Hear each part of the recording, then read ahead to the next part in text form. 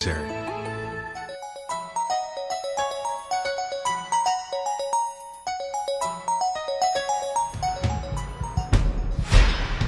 96.3 WHUR and HUR Voices, Sirius XM, Channel 141. This is the Insight segment. Your questions or comments toll free at 855-288-4876. Now, Insight.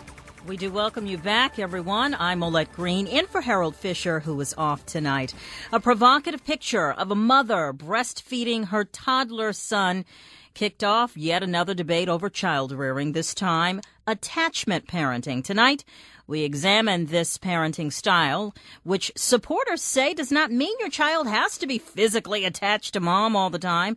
Our guest tonight is Samantha Gray. She is the executive director of Attachment Parenting International. And as always, we invite our listeners to join the conversation. Give us a call right now at 202-319-7810. That's 202-319-7810, or you can call us toll-free at 1-855-288-4876. That's 1-855-288-4876. Samantha Gray, welcome to Insight. Thank you so much for joining us this evening.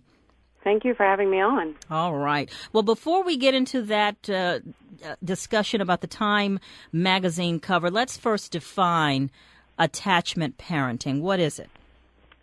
For our organization, Attachment Parenting International, attachment parenting is about promoting parenting practices that create strong, healthy, emotional bonds between children and their parents, and specifically fostering secure attachment in the child, which, according to research, is based in a secure primary attachment that child will use to grow and be able to have adult healthy relationships. And the bottom line is this style of parenting promotes raising children who are highly developed, have a highly developed capacity for empathy and connection, right? That's one of the things that we're trying to achieve. We're trying to raise our children with respect and with compassion and looking at their needs and trying to move away from kind of dismissive practices, belittling a child's needs and their requests, and going to what is it that that needs to be met. So and all of this is done, and they can move on. And all of this is done, Samantha, by focusing on the nurturing connection that parents can have with their children. Absolutely, and we try to give some suggested strategies for ways to nurture that connection. But there's a variety of ways to make that happen. One of those is, of course, breastfeeding. And let's just address the Time magazine cover story. It was entitled, "Are You Mom Enough?" It's gotten a lot of attention. What do you say about that picture plastered on the cover of Time magazine of a mom breastfeeding her son? And for those folks who have not seen the magazine cover, the son is a toddler and the child is standing in a chair nursing. What's your comment on that? Well, first of all, I think it kind of confuses people. You look at that and it's definitely set up and meant to be kind of a special piece. It's not how people breastfeed their babies or their toddlers anyway. So it's kind of unusual. It doesn't really represent attachment parenting, but it's an interesting discussion piece, and Time certainly knew what they were doing in order to get attention. Well, yeah, of course. I would have put the cover on that way, but I mean, and the mom who was interviewed after the cover said that there were many other shots that were less provocative that could have been used, but of course, many magazines have to sell, and so therefore you put the most controversial shot on there. But it did spark a debate about breastfeeding in this country, and that's one of the tenets of attachment parenting. Talk about breastfeeding. Well, Attachment Parenting International recognizes that breastfeeding definitely is what is normal and what is expected for infants to receive. That's what they expect. Now, that isn't always the case, and that isn't always what happens. And we certainly support bottle nursing, which is feeding your baby with a bottle in a nurturing, compassionate way, holding them, looking into their eyes, not propping them up with a bottle. And I think most people can get behind that. But we do recognize the great value in breastfeeding and hope that the really abysmal breastfeeding rates in this country will improve. Yeah. So we think it's important to stand behind that. And that's one thing that's interesting to point out, too, Samantha. For those of you just joining in, we're talking about attachment parenting with the executive director of Attachment Parenting International, Samantha Gray. Breastfeeding is not something that we do in big numbers in this country. Is that correct? No, in fact, we rank lowest, among many countries. The recent Save the Children report tells us that, and it's just really sad that, I think we could almost have just as much scandal showing a mom baby, nursing an infant on the cover of Time because we're just so not used to it. We have a long way to go. We've lost our instincts. That's one thing API is all about, is trying to help parents, mothers and fathers, reclaim their instincts, and among that really is breastfeeding. All right. We're going to continue this discussion, and we invite our listeners to join in. Give us a call at 202-319-7810. We'll be back in just a moment. I'm Steven Strasberg. I've got a few pitches, but I've also got my Toyota, and you can get hooked up with a Toyota too.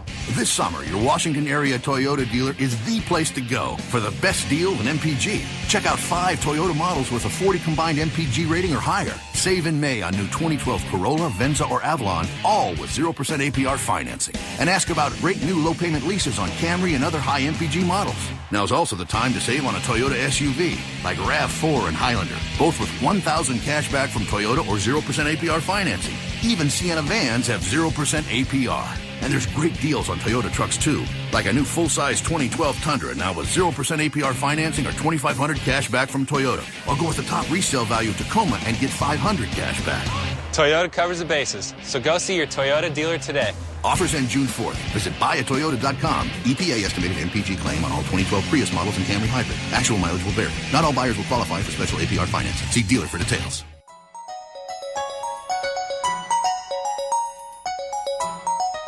Welcome back, everyone, to WHUR and HUR Voices on Sirius XM Channel 141. This is the Insight segment on the Daily Drum, and joining me this hour is Samantha Gray, Executive Director of Attachment Parenting International.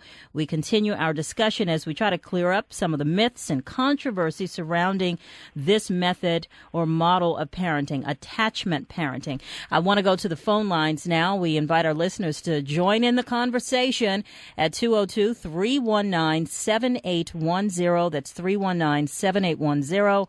Or toll free at 855-288-4876. Again, that's 855-288-4876. First up is Frank calling in from Northwest D.C. Frank, yes. Turn your radio down. Good evening. Welcome to Insight. What's your question or comment? My question is, she didn't quite answer about the Time magazine. What do you want her to address? Pardon? What do you want Samantha Gray to address? She didn't address completely what the question about the Time magazine. Did she feel it was okay for someone of that age to be breastfeeding? Of course, breastfeeding is something that every mother needs to do. It does strike a bond. However, when you get to be 3.5, 4 years old, that child begins to remember things. You remember your first birthday party. Remember those things. So my question to her is, does she still feel that it's okay to breastfeed 4 and even 5 years old?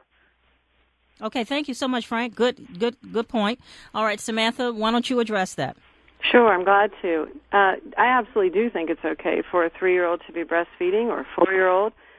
That is really between the mother and the child, and there is absolutely nothing negative, psychologically speaking, socially speaking, about that whatsoever. That there's really agreement on that. And in fact, you talk about remembering, actually it's kind of sad. They often, 3- and 4-year-olds, don't usually remember. Some rarely do.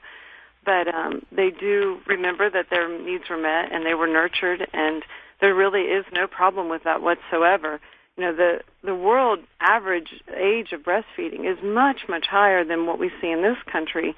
And you are going to see, between maybe 4, 5, 6, 7 years old of breastfeeding. So it's completely natural. It's just, and you would be surprised how many mothers are breastfeeding their kids with those Samantha, ages. when you say it's completely natural, it's so weird sounding to so many people because for many people, it's unnatural to nurse a child who is 3.5, 4, and even older. It is something I think people think is sexual about breastfeeding a child, and certainly doing it in public outrages so many people when that is what the breasts were designed to do. Well, and you just said it. That's what they're designed to do. And that doesn't mean that we don't recognize there's other use there, purpose, but that is what they're designed to do. And it's not unusual. I mean, if you look at our culture, 50 years ago, we almost completely forgot about breastfeeding. And thank goodness for the Leche League International coming along and helping us reclaim breastfeeding. So you can imagine if we thought breastfeeding a child at all was kind of odd and weird and we don't want to see it in public, yes, it's true, we're going to find it odd to breastfeed a 3-year-old. But let me say this about breastfeeding a 3-year-old or 4-year-old. It is not the same as breastfeeding an infant. It doesn't happen all day long. It might be, before bedtime or a nap or, maybe the odd moment when the child falls down and they want some comforting. It's not a frequent thing. They do stop. They stop on their own. And then one of the dangers is, in this discussion and in this controversy, is pitting mothers who nurse their babies against those mothers who don't nurse their babies. Right. That is a big danger zone for me because I think mothers do the best that they can in most cases, and we don't want to be doing that to women who are trying to raise their children.